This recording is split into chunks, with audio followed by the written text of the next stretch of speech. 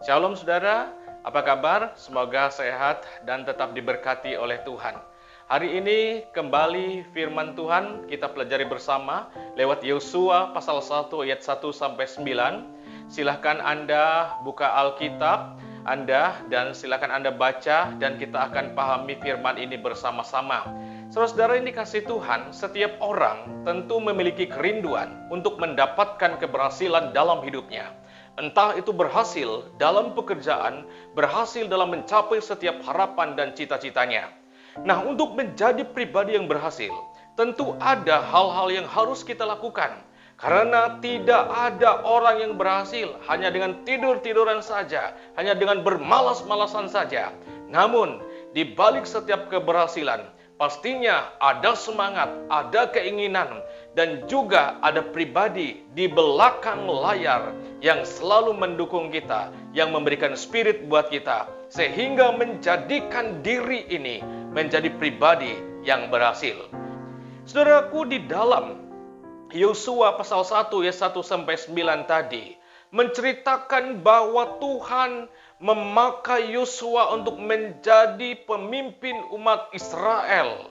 Dan dalam perjalanan hidupnya begitu tampak luar biasa, kita lihat bahwa ada banyak janji-janji Tuhan yang akan dinyatakan bagi Yosua ini, saudara. Janji-janji tersebut misalnya dapat kita lihat pada ayat yang ketiga. Segala tempat yang akan diinjak oleh telapak kakinya akan diberikan Tuhan padanya. Akan diberikan daerah kekuasaan yang luas pada ayat yang 4. Tidak akan ada yang bertahan menghadapi Yosua ayat yang kelima. Dan kemudian ayat yang ke-6, ia akan menjadi pemimpin bangsa Israel. Ayat 7 dan 8, ia akan selalu beruntung dan berhasil dalam setiap perjalanan hidupnya. Wah, saudara, sangat luar biasa, saudara. Dan semoga ini akan boleh terjadi dalam kehidupan kita. Kita diberkati oleh Tuhan, amin. Nah, saudara-saudara yang dikasihi Tuhan. Nah, untuk diketahui ya, keberhasilan Yosua ini rupanya tidak diberikan begitu saja. Ada prinsip-prinsip ternyata yang menjadi prinsip dasar yang perlu untuk diperhatikan oleh Yosua kalau ia ingin diberkati dalam hidupnya. Baik, apa prinsip-prinsip dasar untuk menuju keberhasilan tersebut, saudara? Kalau kita melihat pada ayat 5b mengatakan, seperti aku menyertai Musa, demikian aku akan menyertai engkau, hai Yosua. Jadi yang pertama adalah kita harus memohon penyertaan Tuhan. Saudara-saudara, sebelumnya ketika kita melihat perspektif kehidupan Musa, ia adalah seorang pemimpin umat yang diberkati, saudara. Ia selalu disertai oleh Tuhan. Ia selalu mengandalkan Tuhan dalam hidupnya. Dan ia serahkan setiap perjalanan hidupnya, setiap kepemimpinannya hanya kepada Tuhan.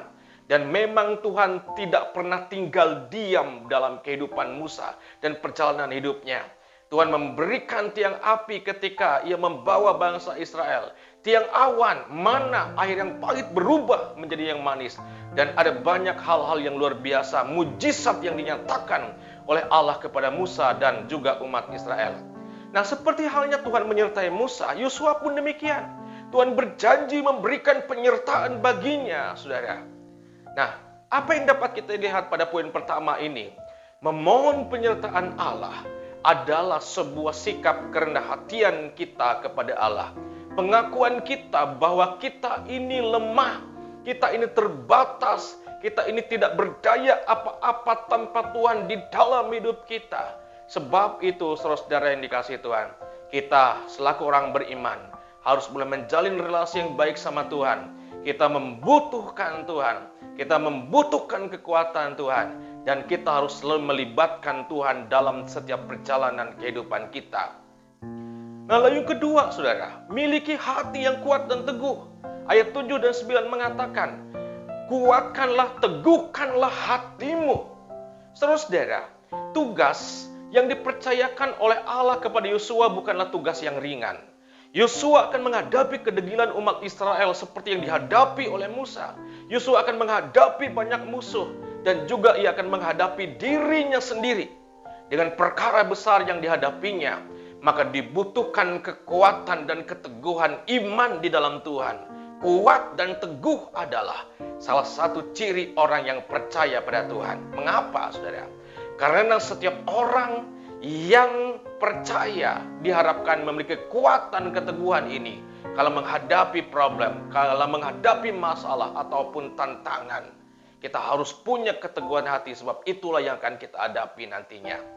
Saudara, kita tahu manusia selalu berharap hidupnya baik-baik saja, bukan?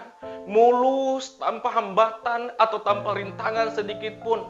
Tetapi saya mau ingatkan kepada saudara, life is never flat and life is never straight. Saudara, semuanya butuh proses. Dan seringkali proses yang Tuhan izinkan itu tidak mudah dalam hidup. Ada saat kita boleh berkorban, saudara. Ada saat kita harus sabar menanti jawaban penyataan berkat Tuhan atas kehidupan kita. Lalu yang ketiga, yang dapat kita boleh pelajari bersama dan kita imani dan harus kita lakukan dalam hidup. Dalam hidup ini kita harus bertindak hati-hati, saudara.